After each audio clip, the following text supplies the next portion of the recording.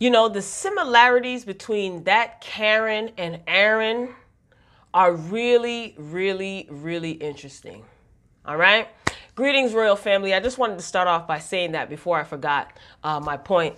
We're back, Sisters, episode 7. So I'm just going to start off by saying that every last one of these characters got on my last nerves. But I pushed through, took some notes, and just let's just get into it.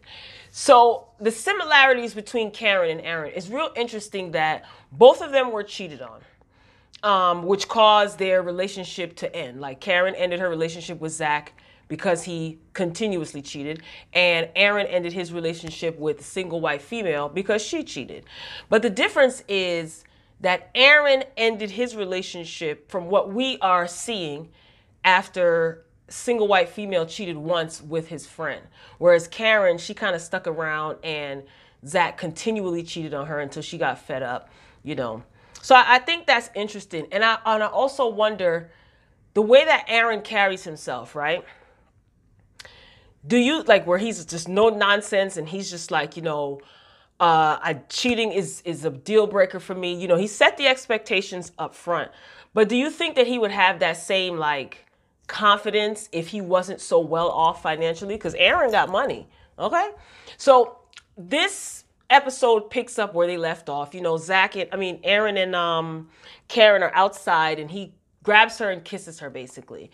And this is at this point we see Zach walking up on his bike.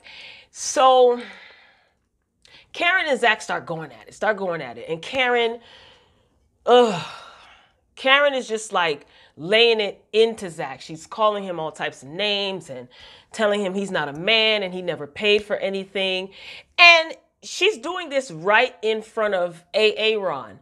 So Aaron is trying to be, you know, a gentleman, and he walks up and he attempts to he introduces himself and he attempts to shake Zach's hand, and Zach just stood there, you know. Zach asked Karen, you know, who is this? She's like, don't worry about it. You know, I just don't get how you're arguing with this man in front of Aaron. And yes, you and Aaron may not be in an exclusive relationship, but he did just plant a kiss on you. And like he said, you didn't stop him. So you obviously like this guy. But you're standing outside of your building and you're just all of this neck rolling and shouting and emasculating Zach in front of, you know, another human being that just so happens to be a man. It was just really, Karen's attitude just got on my nerves in this episode. I don't know what it was, but everyone got on my last nerve. And she's just so proud of her. I don't know, her attitude stank. Anyway, so Aaron is just not feeling that. After Zach, you know, walks along, Aaron is disgusted by the way he's seen Karen talk to Zach, you know, and she was just like, who was that? You know, what was that about? He's just like, who was that? What was that about? And she's like, oh, don't worry about it. You know, just shut up and come inside. And I even was taken aback. I'm like, why does he have to shut up? Like, what, girl, what's wrong with you? Ugh.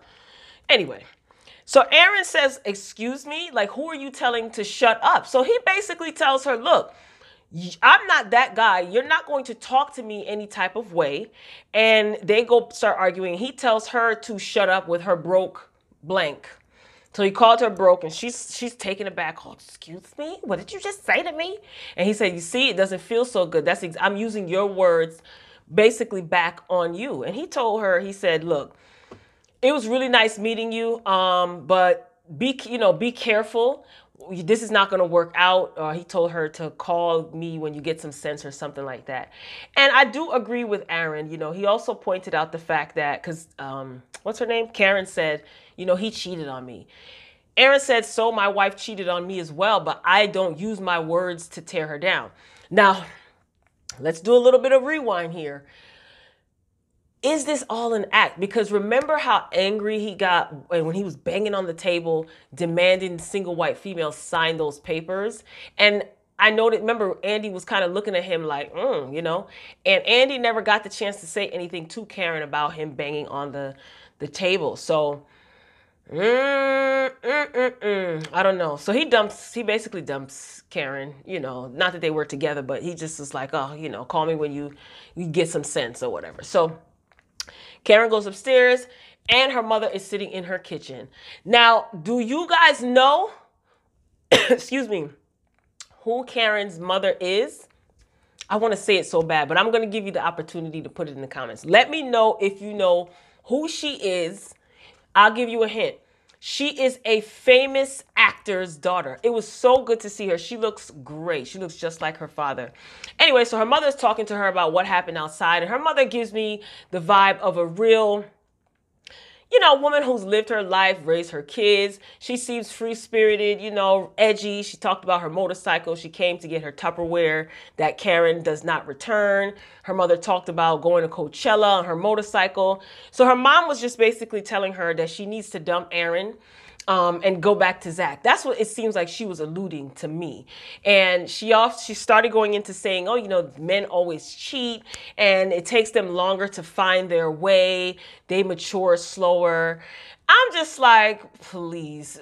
And that doesn't have anything to do with me as a woman. If you mature slower, or you choose to mature slower, that doesn't mean that I have to stick around and wait for you to grow up. But anyway, I would be interested in seeing Tyler Perry develop the storyline between Karen and her mother, because obviously they look very different physically, and Tyler has a tendency to do that, but I'll keep it light. So I'll be interested in seeing how their relationship is, because she seems to be very calm when she's talking to her mother. It's like real, mommy, what do you suggest that I do? So her mother just tells her, look, you got to do what's best for you. So she doesn't necessarily tell her what to do. She did let her mother know that the guy, Aaron, was recently divorced. So she's just telling her, be careful. Aaron told her to be careful too when they were outside arguing. What does he mean by that? Is he trying to say, don't push me? Because, you think he got physical with single white female? Anyway.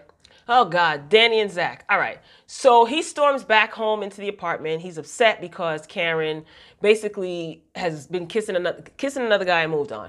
So Danni didn't know that Karen had this relationship with this guy or who this guy was.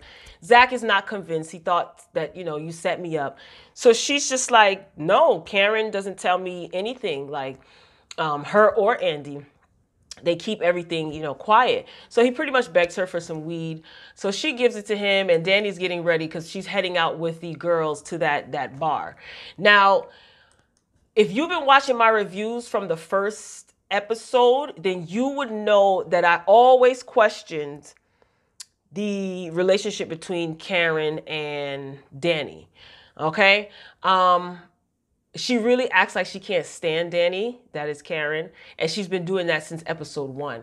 And later on, it comes to fruition why I had that suspicion. Ooh, rhyming. Okay, Andi and the cleaning lady. So Andi's at her office. She's late.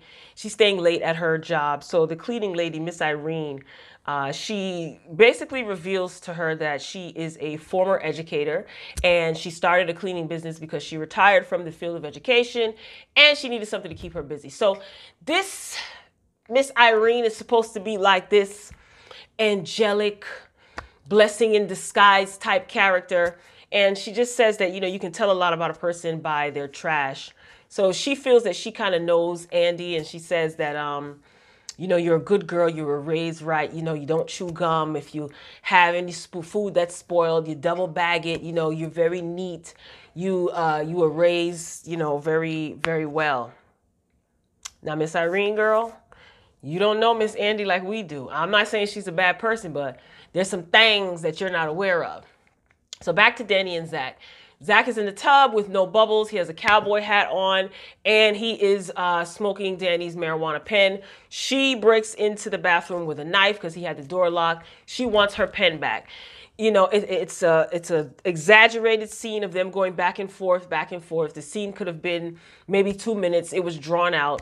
So she's pretty much yelling at him, telling him that this is her house, and then he stops her and says, "You sound just like Karen."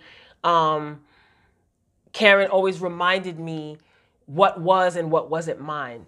So Danni is just pretty much telling him that he's the one that messed up and he cheated or what have you, and that Karen is her friend. And, she wants to see the best for her. And then it happens.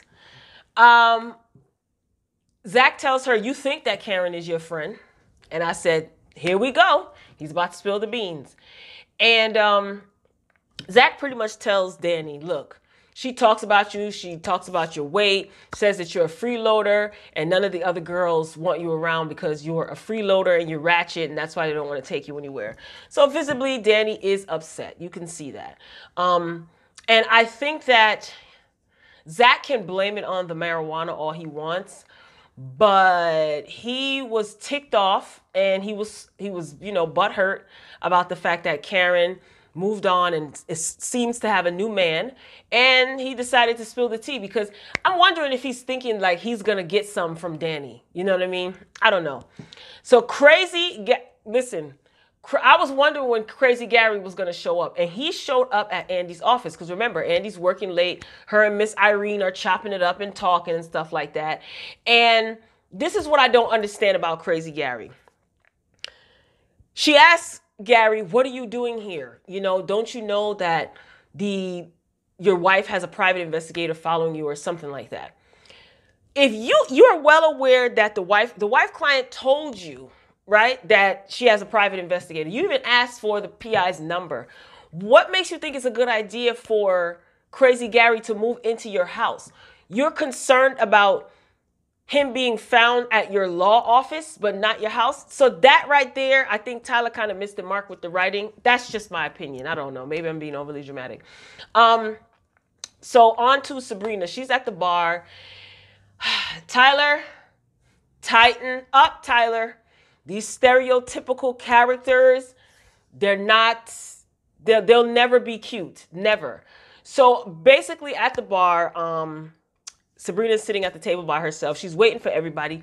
Karen is off, about to be stalked or going through whatever she's going through. Andi is at work at the office. Danni is taking her sweet time because now she's pissed because she knows that all the other girls talk about her. So Sabrina is sitting there, and a 2019 version of Jerome from Martin approaches her, and she pretty much wants him to leave. She's just like, my boyfriend, and I'm waiting for my boyfriend. He's a cop. I think that you should leave for your safety. So he's laughing at her because, so juvenile. Anyway, so he eventually leaves and he walks off singing and gold tooth. Just tighten up, Tyler. Tighten up. So Sabrina's calling the girls because she wants to know where they are. So she's like nagging everybody and she's whining for them to hurry up. And my thing is, how many times can you tell somebody hurry up on the phone? Like if they say, oh, I'm on my way. Okay, hurry up. Okay, I'm on my way. Okay, hurry up. This is what I mean about sometimes Tyler's scenes can be drawn out. Like, just say hurry up once and then it's okay. Like you're keeping me on the phone. I told y'all, this episode annoyed me, but she's so whiny, like Sabrina. She's really whiny and So Karen pretty much gets approached by single white female. Karen is trying to rush out the house because, Sabrina is whining, telling her to hurry up. So she's on the phone. She walks to her car. And then, of course, in typical Maya from Girlfriends fashion, oh, hell no. What are you doing here? So let me tell you something. When that single white female popped up, I jumped and then I laughed at the same time because I was like, oh, my God. Like, she looked real Pet Cemetery. Like, she looked real disheveled and unhinged. Like, I don't know. She was reaching for money because she said that she would give Karen money. And Karen's like, how do you know where I live? She followed Aaron. I saw him kiss you. I saw him kiss you. Please, I'll give you money. Karen's like, girl, you need to move from around here. Like you need to get going. But she really looked like something out of Pet Cemetery. Like I was like, oh. And then I just laughed. So I guess that was a little bit of entertainment. She's getting on my darn nerves too. Because, girl, Tyler, let us know how crazy she is. What is she going to do? Bust Karen upside the head with a brick? What? Try to frame somebody? Like, all this popping up stuff, it's just getting drawn out. Like, pep it up, sir. But anyway, Sabrina is still on the phone with Karen at this time, right? So Sabrina's like, who is that? Is that a white woman? Oh my God, this is terrible writing. I don't know if that was an ad lib, but that was just so dumb. Anyway, so she's like, oh no, I'm going to stay on the phone with you to make sure that you are right. So she says, look, you need to make sure that you know you go, because if you don't go, I'm going to get in my car and I'm going to run you over with it. So I'm waiting. I'm anticipating like, all right, it's about to go down. So she left. I'm like, all right, fine. So she gets on the phone, Karen that is, she calls Aaron, and he's just like, oh, have you calmed down? And she's like, oh, yes, sir, yes. I have something to tell you, basically, you need to tell your wife that the next time that she shows up at my job or at my house, she's basically going to get a beat down, okay? And then she hangs up. So you better stay from around over there, single white female. So now back to Miss Irene. Miss Irene's blood sugar done dropped and she done passed out. So Andi, she's basically headed out, and she hears the vacuum cleaner going. So she goes into one of the conference rooms to check to make sure that, Miss Irene is okay. So she's just like, oh, Miss Irene. She's like, oh no, you're probably so tired. So Miss Irene is like in the chair like this, looking like she's sleeping, and Andi attempts to like wake her up, and that's when she realizes that she's passed out. She calls 911 in an overly dramatic, scene, and yeah, that was it. She called 911. Back to Danni at the bar, guys. So Danni shows up. And she is talking to Sabrina, and she asks Sabrina straight up, like, do you think that I'm a freeloader? So in true Sabrina fashion, she's just like, like, acting like she's like 12 or 11 years old. So she just told her that, you can be a bit of a freeloader. And Sabrina's just asking her, what's going on. So Danni tells her that, she knows that the other girls talk about her. And Sabrina denies it. She didn't say anything. Now, meanwhile, Andi is at the hospital. So Karen calls Andi, to try to tell her about single white females showing up. Andi is at the hospital. She tells her that her co-worker passed out. She asks Karen, hey, can you come pick me up from the hospital? Karen says, great, that's fine. I'm on my way. Are you okay? You can tell that they're very close, because she asked her, she was concerned about her well-being. So yeah, they're very close for whatever reason. Probably because Andi loaned Karen money to start up her business. This is giving me real Joan and Maya, scenario. Anyway, so Andi is called in to Miss Irene's room, and that's where she meets Miss Irene's son that she was trying to tell Andi about, that needs a woman or what have you. And they introduce themselves, and Miss Irene says, my grandson or my son or whatever will take you home. She's like, oh, no, I have a ride. So it's evident that she is happy that the two of them are in the same room, because she wants to play matchmaker. So I thought it was interesting that the son asked his mother, are you faking this? So I said to myself, oh, Lord. Miss Irene over here pulling stunts. And I thought about that too. I thought about that when she was passed out in the conference room. So the doctor says, no, she wasn't faking. She were about to do a test on her, something with her heart. So he insists on taking Andi, home. Andi says she already has a ride. So he says, I'll take you to get your things, because she has to stop by the office. So she calls Karen back, tells Karen, hey, I already have a ride. So meanwhile, back at the bar, Karen shows up and Sabrina is still whining. And Danni pretty much is off in the corner talking to some guy. And Karen tries to say, hey, Danni. And Danni stuck up her middle finger. I thought that was funny. And Sabrina inquires about the crazy lady, so single white female. So this is where Karen starts to kind of tell her everything that's going on. And she gets defensive, like, oh, it's none of your business. But then she talks about it and tells her. And like I said, Andi knows everything, because Karen and Andi are close. And it seems like Karen doesn't really want to be bothered with the rest of the girls.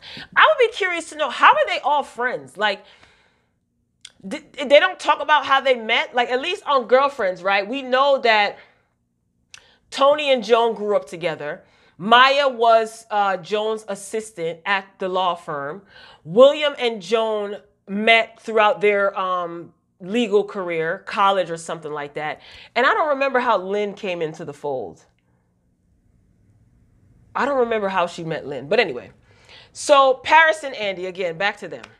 So they are riding in the car, and he tells her that, you know, his mother has been talking about her. She talks about you. She's always trying to hook me up with people. And they were talking about each other's eyes. And Andi guessed that Paris's eyes were brown. You know, so he says, yeah, of course, you know, I'm black. To which Andi says, I'm black too. Tyler, tighten it up. Tighten it up, Tyler. Tighten it up, Tyler. I see what you're doing. I see what you're doing. Stop it. This is why people complain about your TV shows and your movies. Tighten it up. So you expect me to believe that this man, Paris, didn't think that Andi was black? When she said she was black, he said, wow, you know, you're all so beautiful. My mom was right about you. Like, what did he think she was? So he says his mom is all he has. He gets a little bit emotional. And it pretty much kind of like dawns on me, okay, well, that's why his mom / grandma is interested in hooking him up with a good woman because, you know, she feels like, look, I'm getting older now. You know what I'm saying? That could be why she's working, because maybe she feels if she stops working, she said it, you can put me in the grave. And since Paris is all, Granny is all that Paris has, she's concerned about him. So I get it. I get it. They were about to get into why his grandmother is always hooking him up. And then they arrived at the Andi's office. So they were kind of talking and they were going to get into it and things like that. And he feels comfortable with her. It's evident. He definitely feels comfortable. So they pull up, and I wanted to know why his mother is always trying to hook him up too, because he said, oh, it's a long story. Well, we got time, but apparently not. So it came to an end. He asked to give her a hug, and he hugged her and he embraced her like he knew her, you know. So she tells him, you know, everything's going to be all right. And she's like, you know, get home safely. And he's like, good night. Now, the music changed when Andi was walking out.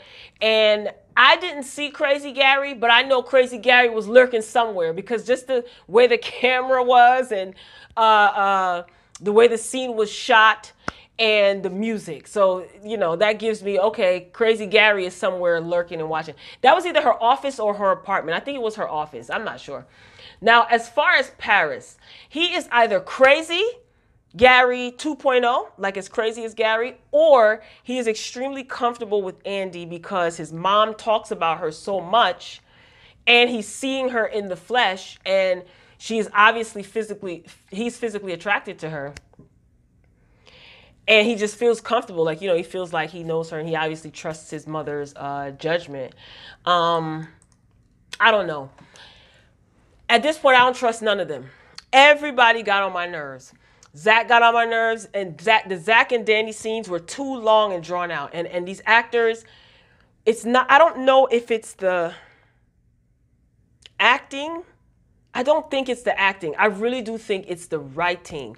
And there's times where there's like, you can tell where there should be dead silence or there would be dead silence. So they have to kind of like ad-lib, but I don't know.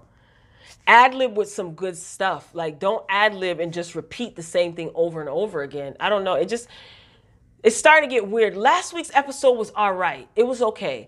Now, I've been saying this, I do like the way Andi and Crazy Gary and now Paris and Miss Irene, that storyline is going somewhere. But as far as Karen and Aaron, I mean, Tyler, you got to make it interesting. Like, let Aaron be crazy or something like that. Because what does Aaron do?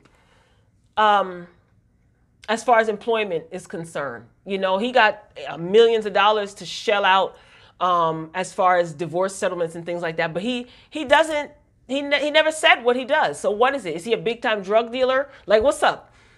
Spice this up, Tyler. And please, please, can you tone down Karen? She's just too much. She's just very angry. And I get it. There are a lot of people that can relate to Karen, but for the love of all things Tyler Perry. Can we please not have the angry black woman? Not to this magnitude. She's just nasty. Anyway, so next week, what's going to happen? Crazy Gary, he's about to get crunked next week, okay? Because he's asking Andi questions about Paris pretty much, because I think he was watching her. So, and I think he's going to blackmail her, because I think that Andi is going to fall for this Paris guy, because she seems smitten by him. You know, he's a gentleman, and she knows that he probably was reared, you know, respectful because of Miss Irene. So I think he's probably going to blackmail her. Gary's starting to look a little unhinged too. And I think Andi is tired of him. So she can pretty much take him or leave him at this point. And Danni's going to speak her mind to the rest of the ladies, basically letting them know that I know you talk about me.